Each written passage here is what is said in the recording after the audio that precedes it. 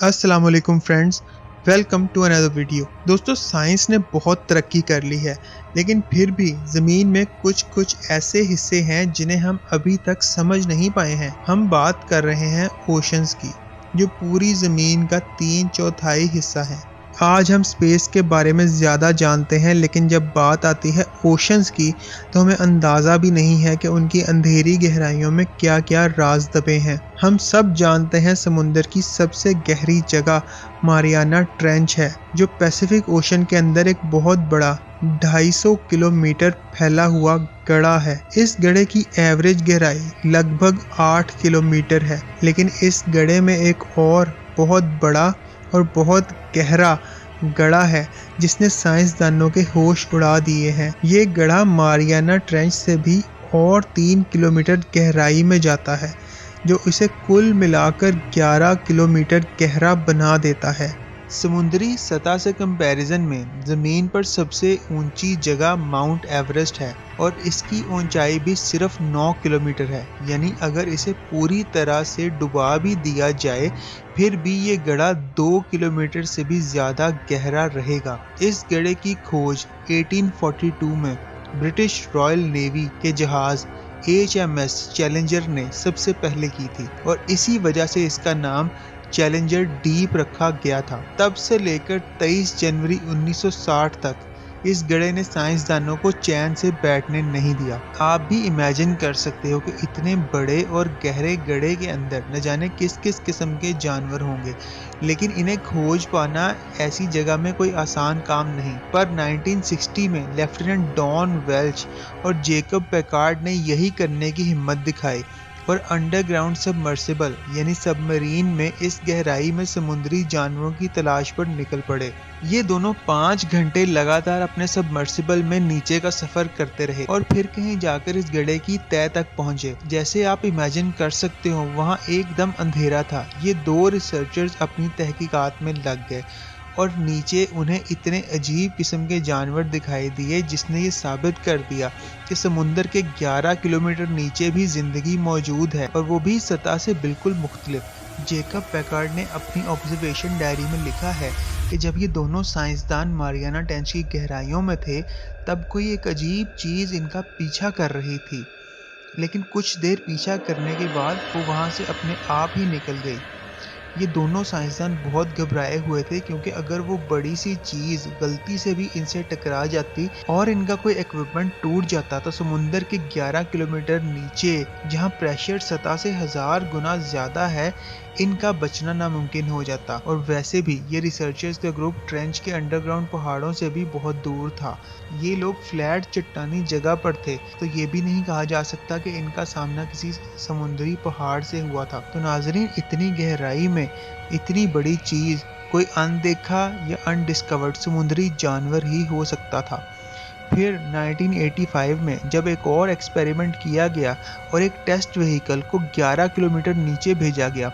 वो experiment vehicle को लोहे की स्ट्रिंग से बांधा गया था ताकि उस पर रिसर्चर्स की पकड़ मजबूत रहे। पर जैसे ही वो नीचे 11 किलोमीटर की गहराई में पहुंचा, तो कुछ ही पलों में रिसर्चर्स को ऐसा महसूस होने लगा कि कोई व्हीकल को नीचे से दबोच कर अपनी तरफ खींच रहा है, और वो खींचना बहुत ही ज़्यादा ताकतवर था।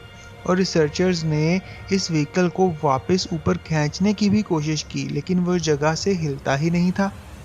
कुछ घंटे बाद ये खींचातानी ख़त्म हुई और वो व्हीकल को रिसर्चर्स कामयाबी से ऊपर ला पाए, लेकिन जब उन्होंने इस व्हीकल की हालत देखी तो वो दंग रह गए। व्हीकल को पूरी तरह तहस नहस कर दिया गया था और इसके चारों तरफ दांतों के निशान थे। देखकर ही पता चल रहा था कि इसे किसी बड़े जानवर ने खाने की कोशिश की है। कुछ स्टील के केबल्स भी टूटे हुए थे, जिसने ये साफ इशारा किया कि ये चीज़ बहुत ही ताकतवर थी। फिर दांतों के साइज और प्रेशर को नापने के बाद पता चला कि समुंदर के 11 किलोमीटर नीचे, जहाँ के 99% स्पीशीज का 1 सेकंड भी बच पाना मुमकिन नहीं, वहाँ दुनिया के 2 कदीम प्री हिस्टोरिक जानवरों में से एक का छुपा होना मुमकिन था, जिन्हें हम 15 लाख साल पहले ही नापैद समझ बैठे थे। ये दोनों जानवर हैं कदीम मगरमच्छ मोसोसॉरस, या फिर बड़ी और ख़तरनाक शार्क मेगलोडॉन। ये दोनों जानवर बहुत ही ख़तरनाक और बड़े हैं, आज की ग्रेट वाइट शार्क से एटलीस्ट 3 से 4 गुना और तकरीबन 50 गुना ज़्यादा ताकतवर भी। क्या ये सच में ज़िंदा है? साइंटिस्ट इस पहेली का जवाब पूरे यकीन से नहीं दे सकते, क्योंकि ये जानवर को दोबारा कभी नहीं देखा गया और इतने बड़े जानवर का पानी के 11 किलोमीटर अंदर हो पाना साइंसी एतबार से मुमकिन नहीं है। वो इतने प्रेशर का सामना नहीं कर पाएंगे और वो छोटे जानवरों को खाकर जिंदा भी नहीं रह पाएंगे। लेकिन ये भी तो हो सकता है कि वो जानवर वहाँ भटक के आ गया हो या ऐसे ही कुछ पलों के लिए सैर करने आया हो। ये राज अभी के लिए फाइलों में दबा दिया गया है।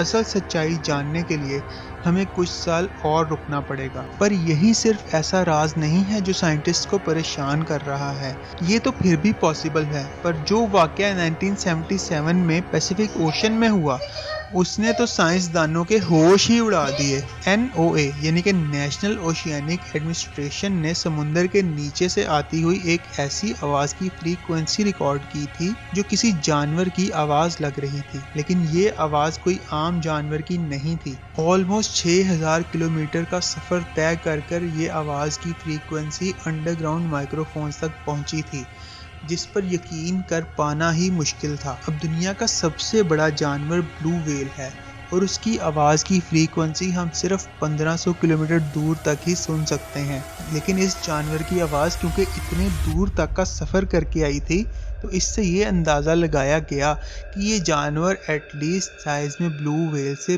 5 गुना ज़्यादा बड़ा होगा। अब आप लोगों का तो पता नहीं, बट ये सुनकर ही होश उड़ जाते हैं। कंपैरिजन के तौर पर ब्लू व्हेल तकरीबन 100 फुट लंबी और 200 टन वजनी होती है, और अब इससे भी 5 गुना बड़ा कोई जानवर हो तो वो कैसा दिखेगा, ये सोचकर अजीब लगता है। 2012 में साइंटिस्ट ने एक्चुअली ये बयान दिया कि ऐसी फ्रीक्वेंसीज की आवाज़ें आइसबर्ग्स के टूटकर पानी में गिरने से भी उठ सकती हैं। पर क्या इस वाक़े की यही सच्चाई थी? मुझे तो नहीं पता, आपको क्या लगता है? वैसे हम आज तक हमारे ओशंस के सिर्फ 5% की ही खोज कर पाए हैं, बाकी का 95% बिल्कुल अनडिस्कवर्ड है। साइंटिस्ट का मानना है कि आज हम बस 14% समुद्री जानवरों से ही वाकिफ़ हैं और बाकी के जानवर इस बड़ी सी गीली चादर के अंदर अब तक एक राज बनकर छुपे हुए हैं। तो आपकी क्या राय है इस बारे में? क्या आपको लगता है कि समुद्र में ब्लू व्हेल से भी कई गुना बड़ा जानवर मौजूद है? हमें कमेंट्स करके ज़रूर बताइए। अगर आपको ये वीडियो पसंद आई है तो इसे लाइक कीजिए, इसको शेयर कीजिए और चैनल को ज़रूर सब्सक्राइब कर दें, क्योंकि हम जैसे यूट्यूबर्स के लिए आपका सब्सक्रिप्शन ही एक वाहिद हौसला अफजाई होता है। अब आपसे किसी नेक्स्ट वीडियो में मुलाकात होगी, तब तक देखते रहिए और सीखते रहिए।